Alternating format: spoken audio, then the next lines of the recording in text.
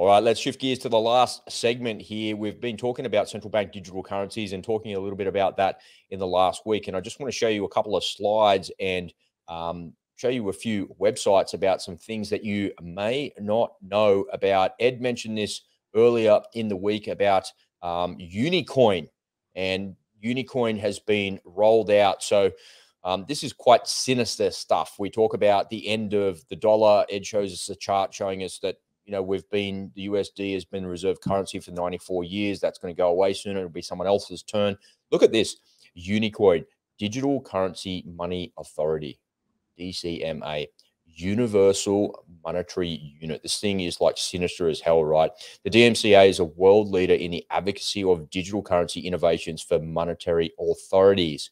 Our mission is to enable trade globalization through the monetary integration of international payments and settlements while strengthening national economies. So let me just join the dots here for you, just with a couple of different websites, right? So this website here, Being Crypto, is like an announcement here. It's saying the DMCA is a private organization that advocates for the advancement of digital currencies in central banks and money systems. According to a press release, I won't show you that because it's just more of the same. Its executive team has been working with governments and central banks on blockchain in digital currency and cryptography since 2013. And there's a series of reasons why they say that the reason that Bitcoin never got up and it never worked and other cryptos never worked. And this is the reason why this will work. So these guys have been working with the central banksters on blockchain solutions. We know that Ripple has been working with central banks to be that settlement system to actually make it happen. So when we talk about central bank digital currencies, this is the type of thing that is going to sit, and it's going to be the overarching thing. So this is, in my prediction, and Ed's as well, this is what will be the world's reserve currency. Something like Unicoin that is controlled by the unelected monopoly of the WEF, and the International Monetary Fund. Those people are the ones that are going to control this. And the way that they control it is through central bank digital currencies. So in a quick Google search, how many countries in the world have a CBDC? 114 countries. So there's 193 countries in the world, not including Palestine or the Vatican City. So 195 countries when you include those two as well. So I believe that once we have this number, that's the number to look out for. Once we reach 195 countries or 193 countries, that's when we're going to see this change completely. And this is, the Digital Currency Money Authority introduces a global digital banking framework for crypto 2.0. They make it sound nice, but this sounds very sinister to me. I don't know about you, but this is something that is definitely rolling out, and it's something that's going to change the world as we know it. It's happening, and it's you're the frog in the pot, and they're boiling you, and it's just happening in slow time. I remember, must have been 18 months ago, that I read an article. I remember Googling, does Australia have a central bank digital currency? And the Federal Reserve here in Australia tried it, and they ran a trial, and their conclusion of the trial was, no, it's all too hard. And no, we're not going to be doing something like that. But now we're moving towards those systems.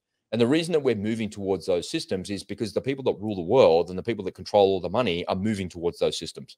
They're moving towards crypto 2.0 and central bank digital currencies. And you might be asking, why would they be moving to crypto? Like, what? Why are they doing that? And it's because it's blockchain, right? So banking systems are just ledgers, and crypto is just a ledger. It's a distributed ledger across millions of computers that says, I put a transaction in, and when the transaction is processed on the blockchain, the consensus is that all of the computers on the blockchain say that Rob took $10 out of his wallet and gave it to Ed. Now Ed has Rob's $10. And then the consensus in the ledger makes sure that it's immutable. It can never change. So if the IMF, the WEF, and the people that control the world and the world's financial system, the Federal Reserves of the world and the central banks of the world are moving towards a blockchain system, an immutable ledger, that's a good thing. Yeah, I believe that's a really good thing, because that rationalizes everything across the entire world. But the problem is the people behind it are really, really nasty and not very nice. And they're the ones that are seeking to control us. And I come back to what I was saying before about a technocracy. So these people are the technocrats. They're the banking technocrats. What on earth does Anthony Albanese, the Prime Minister of Australia, or Sleepy Joe Biden know about the central bank digital currency crypto 2.0 reboot and that type of banking system, how settlements work? They don't know anything about that. They might have periphery knowledge of it, and they've had conversations and heard about it. But the reality is, if they're wanting to know more about it, they're going to say, hey, bring in an expert. Who's the expert in that? Bring him over here. Come on, come and brief me. And that expert gives him a high-level 50,000-foot brief of the 3 key points, because the Prime Minister doesn't want to know, or the President doesn't want to know any more than 3 points. So the people that are running this whole thing are the technocrats, and they're using the politicians as the instrument of implementation. And we are no longer being served by politicians. We are now being subjugated by the politicians through the technocrats. And that's actually what's unfolding in front of us right now.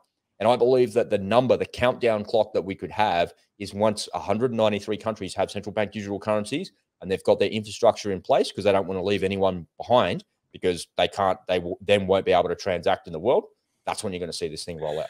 Okay, well, I predict that the starting gun for introducing these digital currencies, which are all ready to go, by the way, all the testing has been done, guys.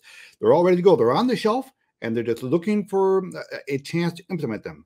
Personally, what I think they're looking for is they need a big event.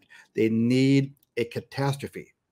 Now, maybe it's a nuclear war. Maybe it's a massive breakout of a shooting war with whomever, or cyber attack too. Cyber attack. That's what the WEF are saying. Cyber attack, or maybe a financial crisis. And that's what I'm saying as well, Ed, is like when you look at the distributed ledgers of the 4,000 odd banks that they have in the United States, if you could rationalize all of that into the blockchain, that would be a good thing. Okay. A few distinctions we have to make that are important distinctions, and you know these. There are 3 differences between a true cryptocurrency like Bitcoin and the garbage that you see in the name of the Fed coin or the Unicoin. Okay, Bitcoin is immutable. Okay, so the code is what it is, right? And it can't be changed, and it's non-programmable. Okay, you can't program it. Well, these Fed coins, they're not, these other coins, they're not true digital currencies. They're misusing the name. Yeah, that's exactly right. Yeah. And so what I'm trying to kind of highlight is that if they can rationalize an entire system with blockchain, that can only be a good thing. Sure, fine. If you could rationalize logistics with one entire system that lived on one blockchain, the world will be way more efficient, and you could figure out where stuff was and how stuff would come to you. So blockchains are actually the future of okay.